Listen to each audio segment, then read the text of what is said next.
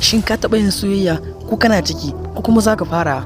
To bari ka ji, soyayya makauniya ce, hujja ta hanyar yinta. Akwai masu yinta yadda bai kamata ba. Soyayya daga farko ne kawai.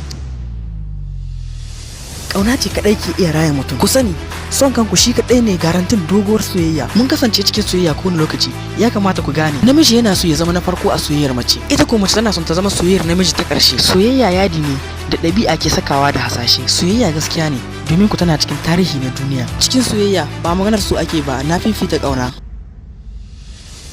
Hankali yana magana, so yana waka duk a cikin soyayya. Saboda haka kada ku yarda da soyayya, saboda ƙarya ce mafi yawancin lokuta. Saboda haka ku yi abin da ya dace, ku yarda da kanku, kada ku ba wani yarda, saboda zai iya cutar ku ko ya ci amana ku, ko ma waye ne, hatta maza ko mata. Na san kun san abin da kuke yi, ku yi abin da ya dace, ku yi abin da ya kamata. Kada ku ce na ce soyayya ba ta yi ba, a'a soyayya ta yi.